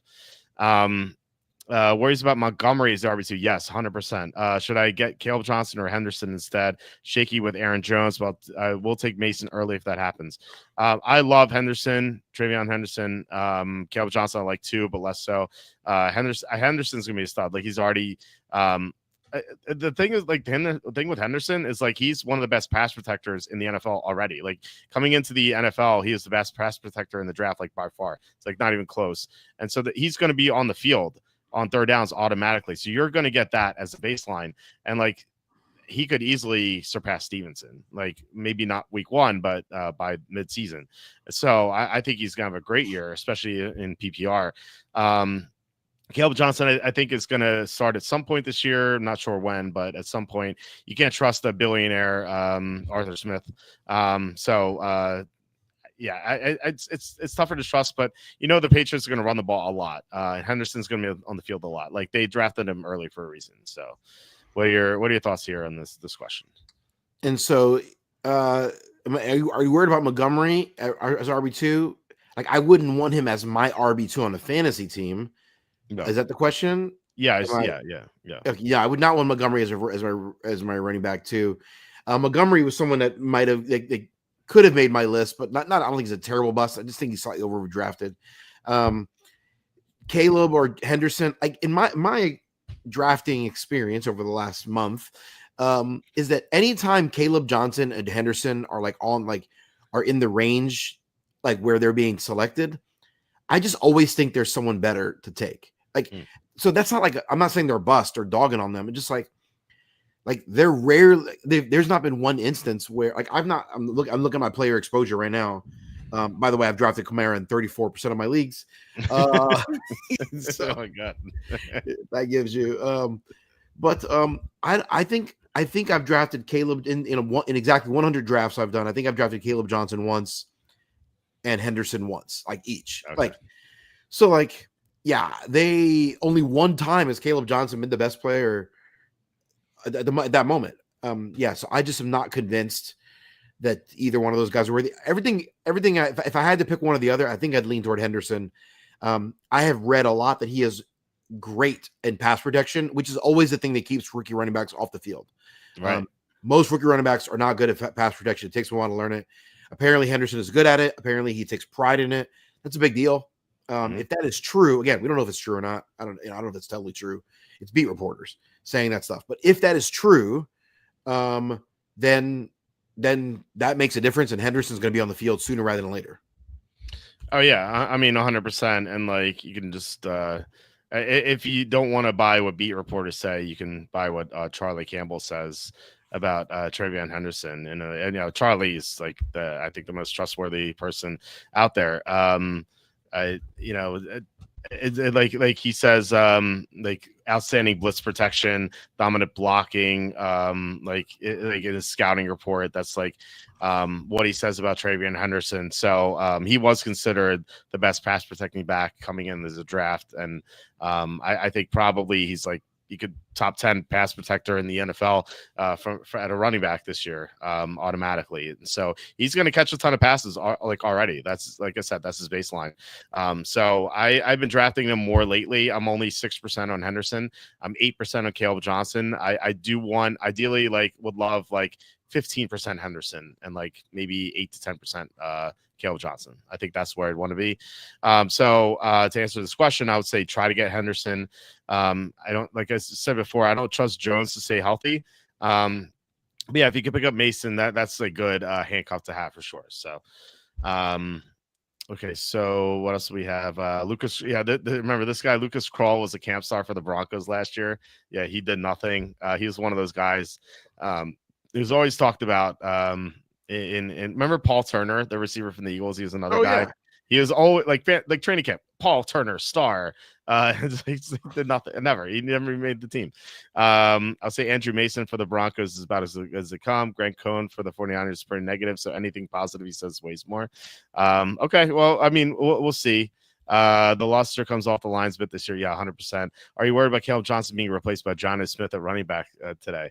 Did that really happen? I wouldn't put anything past Arthur Smith. Billionaire Arthur Smith, by the way, who could just easily buy the Steelers. Is he really a billionaire? He's worth $3 billion. Yeah. His dad died, and so he inherited all of his money, which I think his dad was worth $6 billion. So I just sliced that in half. Wow. So he's worth $3 billion. Someone needs to kidnap him for ransom. Yeah. Well, his dad was the CEO of FedEx. Oh, I didn't know that. Yeah, Frederick Smith. So yeah, he's Arthur Smith, the trust fund baby, apparently. But yeah, he's now the richest man in the NFL. He's like billionaire coordinator Arthur Smith, who could buy any NFL team. He's like, let me fire. It's funny if the Steelers fire him. He's like, no, I'm buying your team instead. Well, that's the weirdest thing I've ever heard. Yeah, it's pretty crazy. His dad. Oh, I don't want to make light of it. His dad passed away a month ago, and so he inherited. I would assume he inherited all of it. So, yeah, what if they cut him out of the will? He would have to come out the will because he didn't give Bijan the touches. He's like in the will. He's like Arthur, I would have left you everything, but I had Bijan on my fantasy team. Oh man, it's so sad. Yeah. Interesting formation. For personnel in the huddle, no backs, 4 tight ends. Broke the huddle with Johnny Smith alongside Rodgers in the backfield. Oh man, this guy's going nuts here. He is all the job security he needs. Arthur Smith now with all this billions of dollars, he can do anything he wants. This is gonna be a lot of fun, I think. We'll see. All right, so for those who have joined us recently, who is your number 3? Because we mentioned it before. My number 3 was I don't even know how to pronounce his name. Tetapala McMillan. Tet A. Row McMillan. People say Ted McMillan. So Ted McMillan, wide receiver from Carolina, who what's wrong with these people thinking this, like, he's being drafted in the 4th round, right, or something stupid like that. So I have him. He probably should have been my number 2. Diggs should have been my number 3, to be honest. But I didn't want to dog the rookie too much. But it doesn't make any sense whatsoever to have a 2nd round talent wide receiver in a bad situation being drafted as a 4th round fantasy pick. It's absurd. Yeah, I do agree with you with Diggs being higher though, just because he's older. McMillan's an unknown. Like maybe he'll be good. Like you're right. Like he could be good. But I really don't think so. Any positional strat you guys are looking to go first 4 rounds? IMO, receiver, running back, receiver has been optimal. I usually don't try to do that. I'll usually take the best player available. However, I will keep in mind that I do want to be a little bit balanced, because what happens is and I'm not opposed to going receiver, running back. I just think that if you go running back, and then in the 3rd round you get an amazing value at running back, you either have to take him or feel bad about passing on him. And so I only say that if it's close. If you take, for example, if you go running back 1st round and then 2nd round, it's super close between a running back and a receiver, I'll just go with the receiver, just so I'm not locked in just to avoid a position. But again, if there's a big difference, then I'll just go running back, for example. So I don't really try to plan that out. I have noticed, and I think Kenny would disagree with this, but in the 4th round, I hate the 4th round. I call it the dead zone. There are no players I like in the 4th round, especially now that Omarion Hampton has risen because of Najee Harris's injury. There's really no one I like in the 4th round except for the quarterbacks. I like Hurts, I like Daniels, I like Burrow. So if all those guys are gone, I would just take the quarterback, because there are 5 elite quarterbacks this year. It's not something I usually like to do, but I just don't like anyone in the 4th round, so I just go quarterback. So for me, it's usually either a running back / receiver, running back / receiver, running back / receiver, and then quarterback. That's what I'm doing this year, at least. But Kenny, do you have any insight into this question? Yeah, I think. I agree with your baseline. I want to see the best player available. I'm looking at just basic typical season long leagues, right? I'm not talking about best ball or unique drafts, unique whatever. In a typical home league, whether it's standard or PPR, I'm wanting to be the best player available at running back or receiver. I think you and I disagree. I like the 4th round a little bit. I think there's some guys there that I'm comfortable with. I think there's some value there. I'm never taking a quarter, but there's no situation in which in best ball it's different, because I'm trying to get variance of rosters. So there's a totally different strategy there. But typically in a typical league, the probability of me taking a quarterback in the 4th round is 0%. I'm just not taking. I'm not doing it. Okay. I'm not taking a tight end or quarterback. I'm not taking a quarterback in all likelihood before round 7, more likely round 9. I'm not taking a tight end till round 10 to 12. That's going to be my formula. So best player, running back, wide receiver.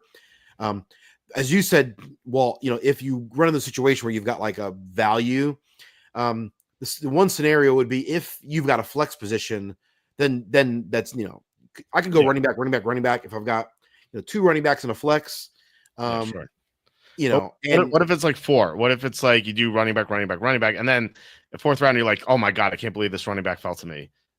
do you Yeah. go quad running back? No, Like, like it's tough. yeah, Man. no, you won't be you would Yeah. be insane to do that, right? Right. So So that's the danger of like kind of pigeonholing yourself into something.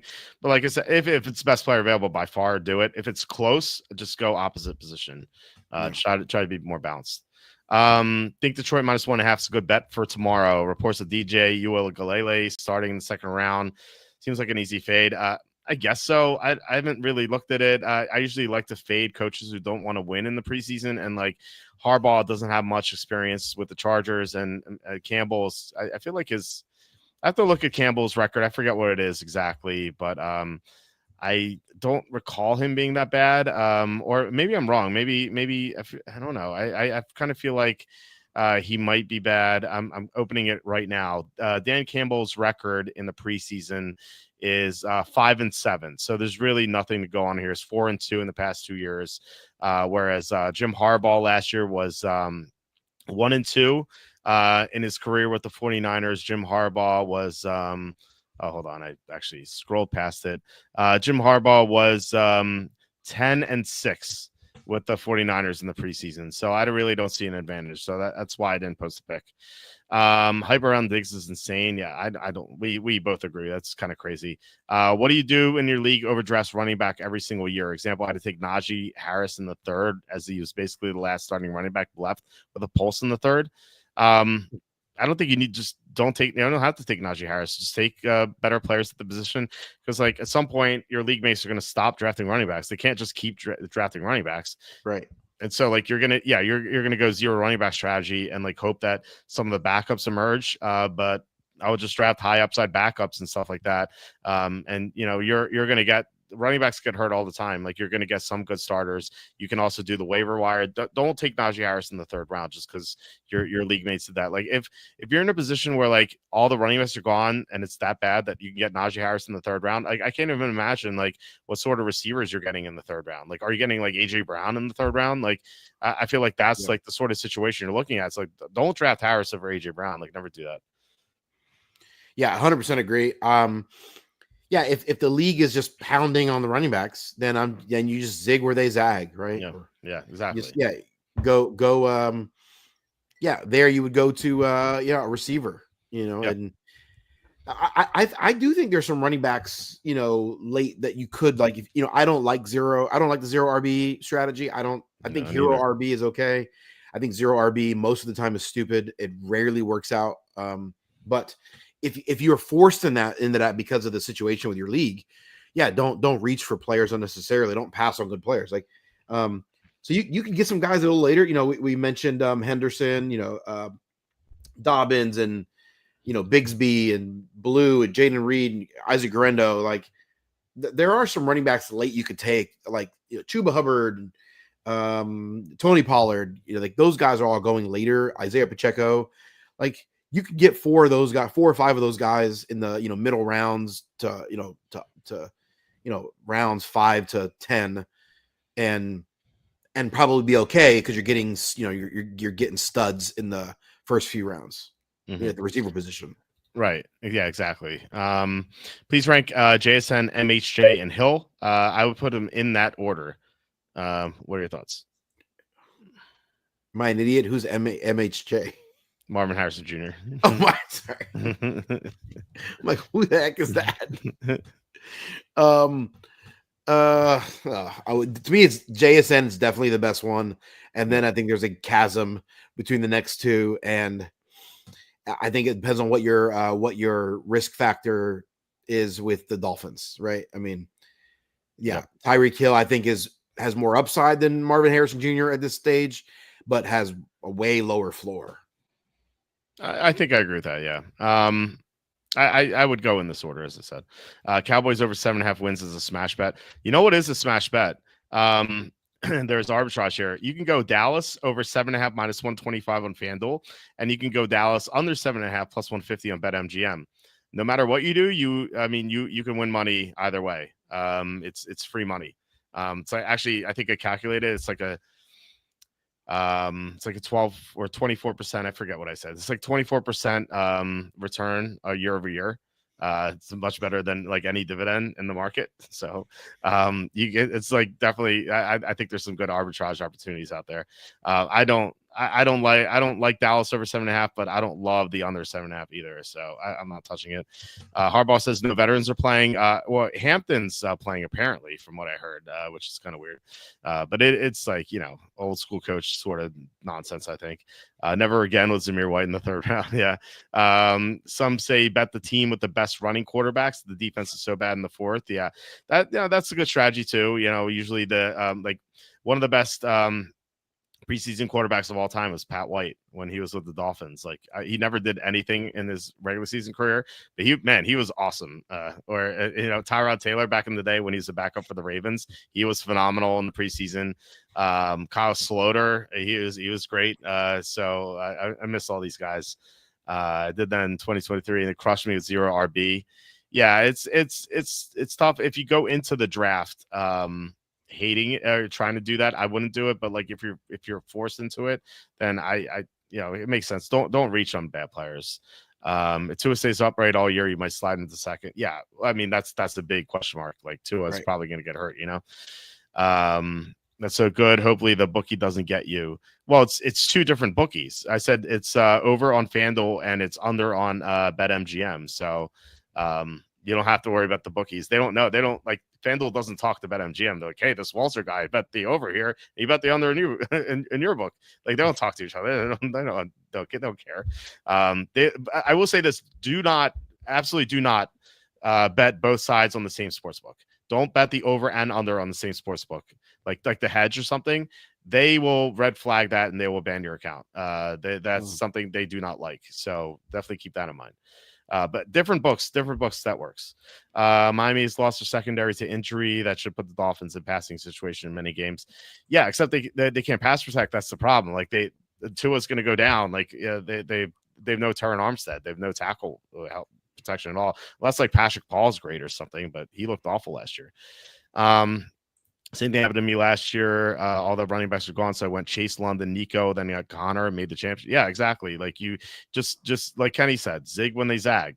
So definitely do that. Like don't reach on bad running backs. Okay, so your number 3, you said Tetero and McMillan is your number 3. My number 3 is we just talked about him, Tyreek Hill. Here he goes. Tyreek Hill, it's no surprise that he's made this list. He's like some of the other receivers, like Mike Evans. Like he's a 30 plus 30. He's 31. He's a 31-year-old receiver who relies on speed, and that tends to go when receivers of that ilk reach that age. He plays in an offense with no tackle protection. Like I said, Armstead's gone. Their tackles are awful. Like they're absolutely awful. There's going to be no pass protection. Tua goes down. They don't have a good backup quarterback. It's either going to be the Cougar Hunter, Zach Wilson, or 7th round rookie Quinn Ewers. Those are their backup quarterbacks, and we've seen Mike McDaniel with backup quarterbacks. He just forgets how to coach, and maybe he doesn't really know how to coach anyway. Also, there's a chance Tyreek Hill could be in jail because like he's done some shady stuff off the field this offseason. And he's already talking about retirement. So yeah, there are way too many red flags for me for Tyreek Hill. He's going 2nd round. I don't understand that. Tyreek Hill's ADP is 209. That's insane because he was going late 3rd at some point in the summer. And now he's 209. He's been elevated for some reason. Like every time someone drafts Tyreek Hill, I'm like, thank you for paying the rake. Let's move on to some people who can actually win this draft. So what are your thoughts on Tyreek Hill? A couple weeks ago, we did a show where we talked about players we're unsure of, like we don't know. And Tyreek Hill was on my list. Because you might absolutely be right. But I also think there's a world where he's just still so much better than everyone else I think there's a world where like Tua stays healthy for enough games and McDaniel kind of like realizes like how stupid he was last year and like, okay, and just like actually schemes for him. And so, yeah, I think there's a world where he pays back that value and that he's actually good. I'm just not sure. I don't know. So I'm probably not going to draft him a bunch. When my exposure to him in best ball is something like 13% of leagues. So 13 times I've drafted him. And let's not. It's not the math works out perfectly. I've drafted 100 times and 13%. So 13 times. I have selected him. But usually he's dropping. I've gotten him in the third round a few times, early third or bottom second. I've seen him go in the first round a few times, and I think that's insane. Yeah, oh, that's crazy. I have drafted 2 more Hills than Tyreek Hill. I've drafted Justice Hill 11%. I've drafted Taysom Hill 5%. I have drafted Tyreek Hill 0.0% of the time. I've not a single draft. I've drafted Tyreek Hill. I've drafted Taysom Hill 47% of my draft. Man, I hope he recovers from the torn ACL. But if he does, that'll definitely work out for you. That's funny. No, I have zero interest in this guy. He's old. He's trouble off the field, a lot of problems. I thought it was funny that you said McDaniel was gonna like realize that he was done last year. Like he's like on the toilet and he's like, maybe I shouldn't have given Ingold all those touches. Like just kind of realizing it. Yeah, I don't I want to give the benefit of the doubt at this point. Like McDaniel is like, he was good enough where he like deserves some benefit of the doubt. But like if we come out of 2025 and like he coached like he did in 2024, then we'll be like, okay, this guy's a total idiot. And he was a fraud. I don't know. I think I'm already there. Well, we'll see. I don't know. Maybe he'll redeem himself. I don't like this guy at all. All right. So we revealed your number 2. Do you want to mention him before I get Stefon Diggs? Stefon Diggity. Stefon Diggs is also on my list. No diggity, no doubt. Exactly. My number 2 is another Buccaneers receiver, Chris Godwin. Is he your number 1? He is not my number 1. I thought about him though. He was also on my I don't know list. Okay. Yeah, it was just so this is sad news, really, because I've been all over this. I said Chris Godwin, he had 4 separate injuries on that injury that when he got hurt last year in that Monday night game against the Ravens in garbage time. He suffered 4 separate injuries on that play. And they in like late June, they're already saying, we don't know if he's gonna play week 1. I'm like, doesn't this sound like Christian McCaffrey a little bit? Like he may not be ready week 1, hamstring, and then it was like an Achilles. And like there are like in June, they're already saying that. And then it was recently reported by Jenna Lane that he had a second surgery on his 4 injuries. And so now I really don't think he's going to play till week 7 or week 8. I think he's going to be out for a long time, kind of like McCaffrey was last year. And I think there's definitely a reason why they drafted Emeka Egbuka in the first round when they had so many other needs, like defensively. Their defense sucks. Like they could have taken a pass rusher. There's so many good pass rushers on the board when they were up on the clock. And then they took Emeka Egbuka. And it's like at the time I was like, what? They just paid Godwin a lot of money. They still have Evans, like, and McMillan was good last year. So why did they take a receiver? I thought that was a horrible draft pick. But then I realized it's the same thing as Penix last year. The Falcons gave Cousins $100 million, and then they drafted Penix number 8 overall. And it's like this is a stupid draft pick. And then you realize it's not the draft pick that's dumb. It was the contract, and they realized that they're like, oh, this Cousins guy sucks.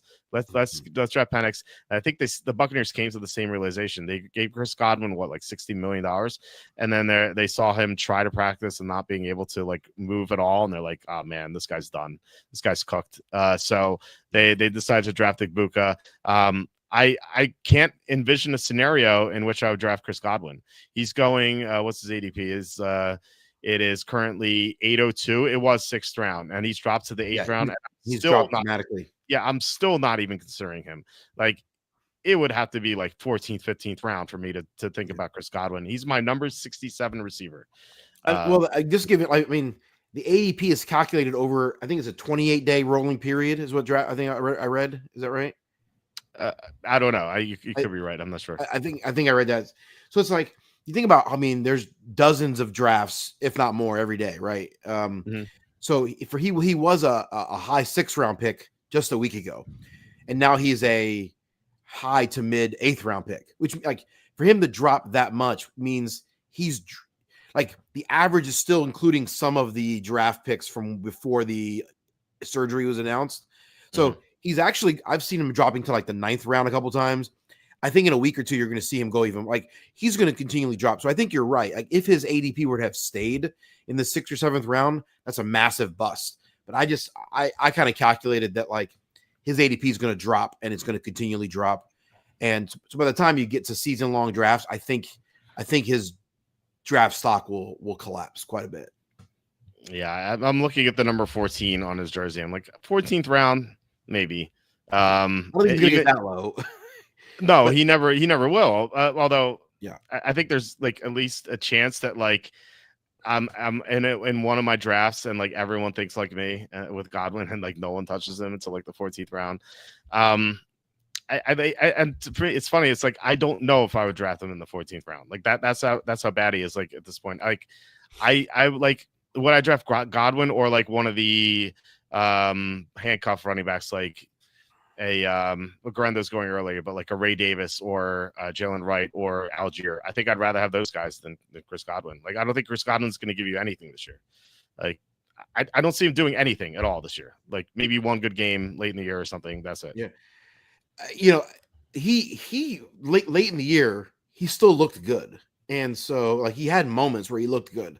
So I'm relying on that. Baker Mayfield looked really good. So it's just for me, when we did that list, like players I just don't know. He's in that camp for me. I just don't know. I don't know how to rate Chris Godwin, which means ultimately I'm not drafting him a bunch. I don't know what my exposure is, but it can't be a lot. I mean, I think I know I've drafted him a few times, but you drafted him 0 time, I'm assuming. I have drafted him 0.0% of the time. So I'm proud of that. I've drafted him 2%. So I've drafted him twice in 100 drafts. There you go. All right. That was earlier. That was earlier in the 6th or 7th round, and I look back going, that probably was not wise. Those are, yeah. If he's going 6th round, that's a massive bust. That probably should be number 1 on the list. If he's going 9th round, that's a bust, but not as terrible, obviously. Well, he's not my number 1. So we'll see. We have a couple comments here, and then we'll get to number 1. ESPN's the defensive tackle. Scott Matlock listed as running back. Is Harbaugh bringing back the refrigerator Perry? We'll see. I don't know. I think we might see some surprising things there. Harris is injured. Like maybe Harbaugh's like, I need someone besides Hampton. So I don't know. We'll see. I don't know. It might be fun experiment. Mayfield's gushing about Ibuka. I heard about that too. He was saying like Ibuka, like the highest IQ of a receiver he's ever played with or something. So that was nice to hear too. Mike Evans made a comment about him too. I don't know if you saw that. I did not see that one. He made a comment like Ibuka's the real deal. Like from day, you can just tell he's a pro from day one. He knows he understands the playbook. He's going to be a productive player. That doesn't guarantee he's a breakout player, obviously, in a rookie year, but I'd rather hear that than the opposite.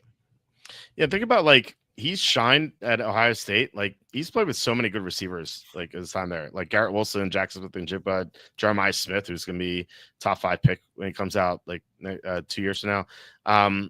He's been very productive with that talent, and like with Godwin hurt and Mike Evans 32, I think I'd take those Ohio State receiving rooms over this in Tampa right now. So yeah, it's I think that he could have a great year. Is it made official Godwin will miss week 1? It's not official, but they're back in June, they're saying he's iffy for week 1 already. So I was saying it reminds me of Christian McCaffrey, where like they're like, oh, maybe he'll play, and then like he didn't play till like week 9 or whatever. So any set schedule for the lives, it'll be at least every Tuesday, Wednesday, Thursday in August. And some Saturdays too. Depends on the Saturday schedule. So Emeka BTJ numbers if Godwin misses majority of the season. I think that's like the receivers who won leagues last year, Brian Thomas Jr. and Ladd McConkey. I think this is Ibuka this year. I think he's that guy. And I think that Dante Thornton could be that guy too later in the draft. Charlie, by the way, nothing but positive stuff to say about Dante Thornton from his sources. Like two separate sources, like deep within the Raiders organization, where like the Thornton's amazing. Like he's just an amazing player. All right, so number 1, I think this is the same player. And if you mention him, I'm going to put him on the screen right away. So who is your number 1 biggest bust for the 2025 season? My biggest bust, this is not going to be a shock to anyone who's heard me talk about the Jacksonville Jaguars. It's Mr. Travis Etienne. Oh, it's not. Okay. All right, cool. They're different guys. I just think he's going too late for me, but I agree. Go on. I hate it too. Okay. Yeah. Travis Etienne, I don't understand I don't understand the fascination. Travis Etienne is running back 30 consensus on Fantasy Pros. That's an RB3. I have Travis Etienne as RB 61 going into 2025. I've been 54. So, like, what? And so he is a late 8th round pick or early 9th round pick in most formats likely. I wouldn't draft. I mean, to me, I wouldn't draft him. Like he's like a last round pick for me, 20th round. I've in 100 best ball drafts, I've drafted him a grand total of 0 times. I think he sucks. I think he's gonna be out of the NFL in a year. I think Tank Bigsby is clearly a better running back for that team. And then they drafted a guy that I've never seen play, but everyone tells me is explosive and has a chance to be a really good running back. Yeah, I think there's a 0% chance that Travis Etienne is in the NFL a year from now. And there's a 0% chance he's going to be on any league that I am the owner of. You will get 0 value from anything you put Travis Etienne in. I said it last year when he was a 3rd round pick, 2nd round pick. I told people don't draft him. It was a terrible pick. I was right. I think he's a terrible pick in the 9th round. Honestly, here's the thing. It's actually, he's not the number one. He's not the number one bust. He probably deserves to be first because there are guys being drafted higher than him that are worse busts. I just can't stand this player so much. The fact that he's being drafted at all just makes me sick. And so I had to reserve the number 1 spot for him. I love it. That's why I didn't make my list. Kind of like Kelsey, he was going like a little too late. Kelsey could probably make the list because he's not like 9th round. But yeah, I mean, how happy were you that you heard? I don't know if you heard the report about Bigsby, and like, granted, you just take everything with a grain of salt in training camp, but like the reports are like Bigsby was like by far the best running back in Jacksonville in training camp, which like should surprise no one if you saw these guys last year. I mean, obviously Tootin wasn't there, but Tootin's banged up. He has an injury. And so it's like Bigsby looks great right now, and Etienne looks terrible. And I'm surprised they didn't trade him. I would say he's like a candidate to go to Houston, but that's the same division, so probably not. I feel like maybe Etienne's traded to Dallas or whatever, a team that gets an injury at running back. Maybe Chicago because they want to use multiple running backs if they don't like Roschon Johnson. I don't know how Ben Johnson feels about him, but I feel like Etienne could be traded at some point because he's so useless.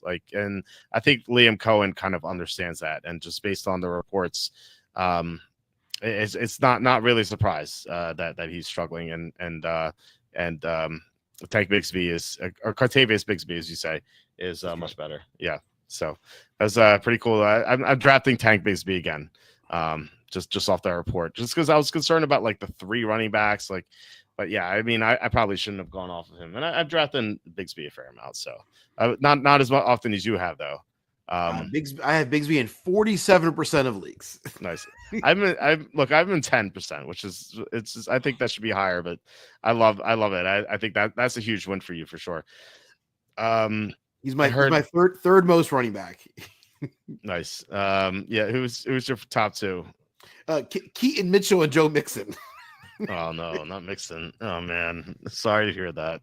Well, you have to do more drafts to make up for this and lower Mixon's percentage here. I have him at 48%. Yeah. Oh my god, that sucks. I'm sorry. Although his ADP is dropping significantly, so it is. When do you take Mixon? By the way, now I don't know, man. It's hard to know. I don't think I've settled on. I've kind of just basically been passing on him because I've just not settled on where he ought to go. I think with your high ownership, you have to keep passing on him just to lower your ownership. Yeah. Yeah. That's sorry to hear that, man. That sucks. I heard Coach Pete saying Aiden O'Connell has been outplaying Geno. I feel like Pete's just motivating Geno or something. I'm not buying that. Kincaid may be pissed last year. Got to the point where scoring 8 points is a huge win. Yeah, Kincaid, he could be on this bust list if like you go further down the draft. Like he has suddenly he's dealing with a knee injury. Is the same knee as last year. I really worry about that. So don't draft Kincaid. Okay, my number 1. Do you want to guess who it is? Because I've trashed this guy so often. And not I've trashed him more than Godwin, and it's not an injury issue. Like it is with Godwin. Like if Godwin were healthy, I'd have no problem with him. But he's Cooper Kupp. Yes, Cooper Cup. I don't know. This picture is I don't I googled Cooper Cup's picture and this came up. I thought it was funny. I had Cooper Cup on my I don't know list. Remember, like he was my Yeah. number one. Like I don't know what to do with him list. Well, I know what to do with him. Just pass on him every time. Sadly, I have drafted him in one league, and it was auto draft because it was I signed up for a draft that was 8 hours per pick instead of 30 seconds, and like I drafted my first 6 picks, and then I completely forgot about it for 2 days, and I remembered it. I was actually talking to you after the show. I'm like, oh no, I missed 2 days of this draft, so I missed my 7th and 8th round picks. 7th they gave me Mahomes, and 8th they gave me Cooper Cup. I'm like, I already had Jalen Hurts, so they gave me Mahomes in the 7th and then Cooper Cup in the 8th. That was just awful. Anyway, that's my only time I drafted Cooper Cup officially. So, yeah, this guy's done. His career's over. He can't.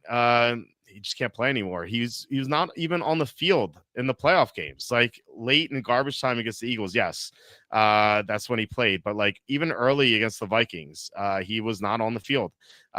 He can't separate. He can't get open anymore. He's an old player, and he's always had Sean McVay as his coach, and he's always had either Matthew Stafford or Jared Goff as his full season quarterback.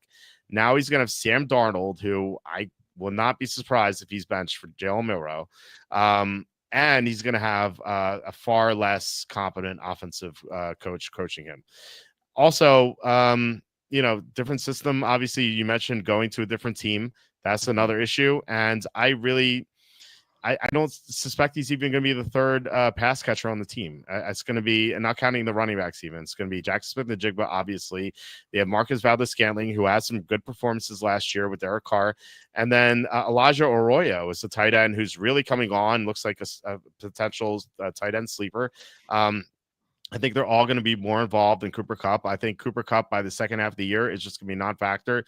And this is going to be 3 catches for 39 yards every single week. So good luck with that. Like he's drafted 8th round. Like for that, like I would not draft him in the 20th round. I think there's zero upside.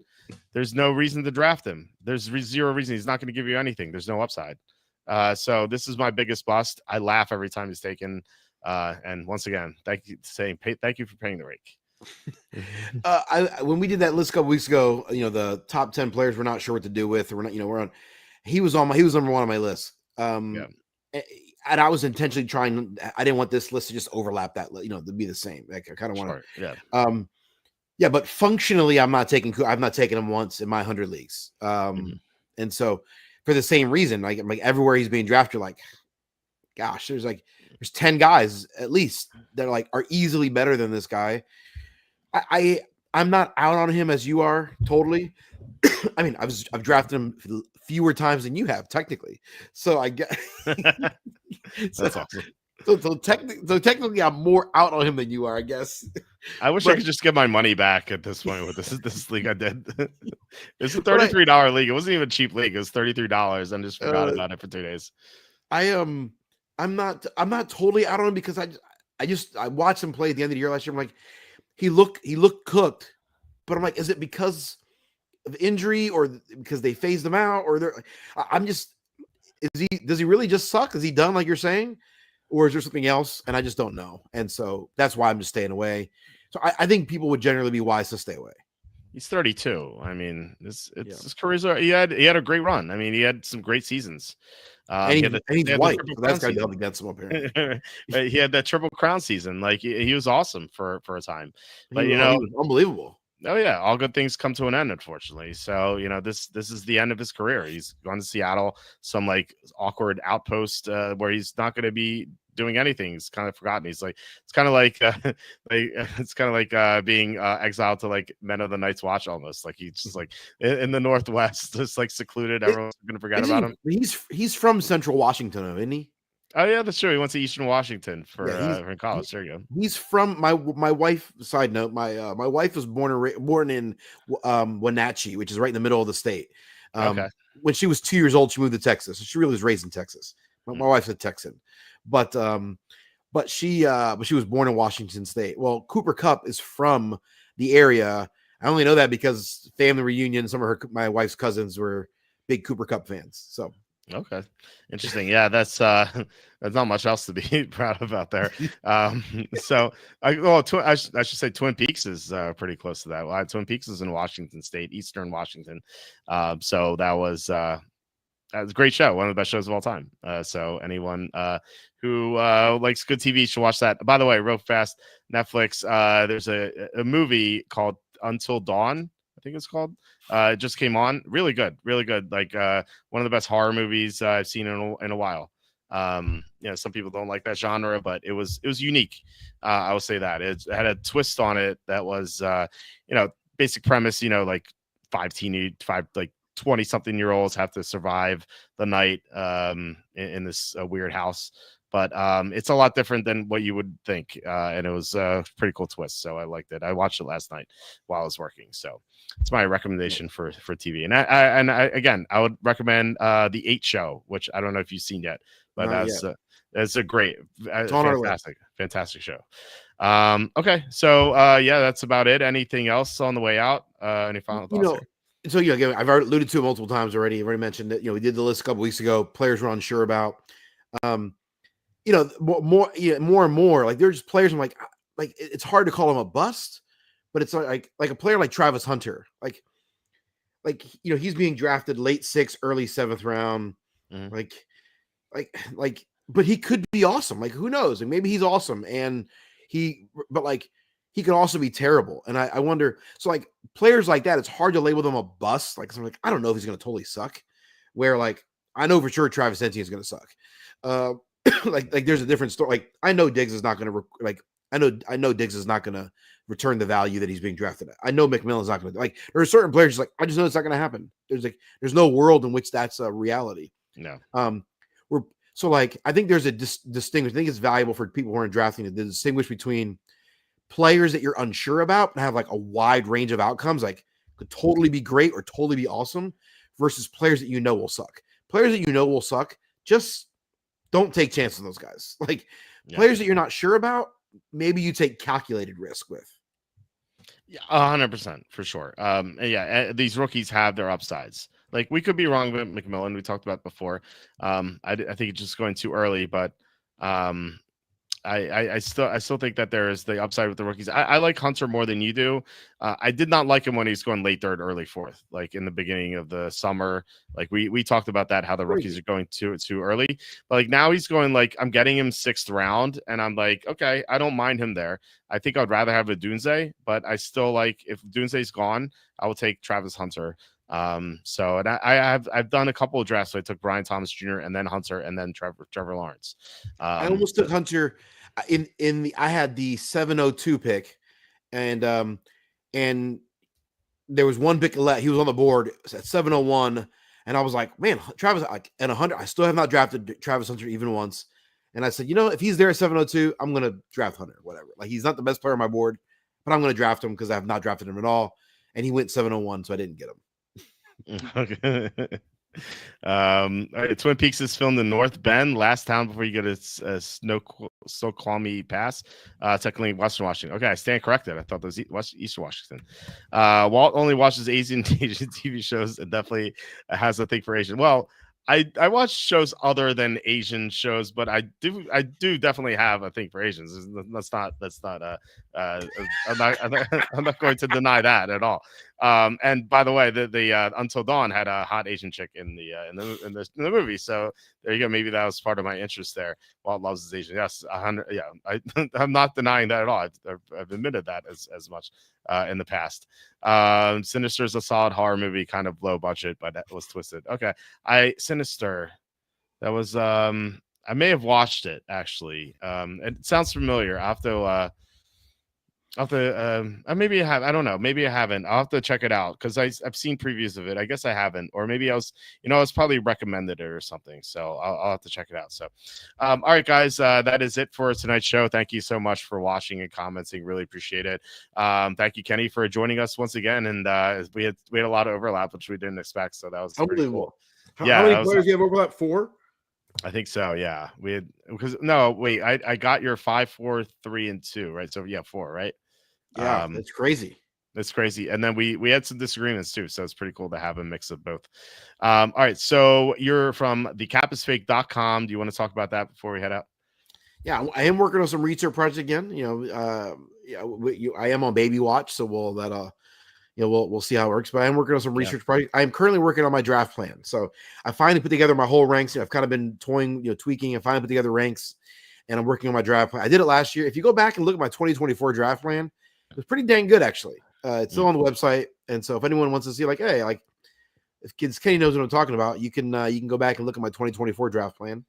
I think you just passed it there. The perfect 12-team draft for a little further up, but on the screen there. But and so I think I did right there. Yeah, that was my draft plan for 2020. So I'm currently working on the perfect 12-team fantasy draft for 2025. So okay.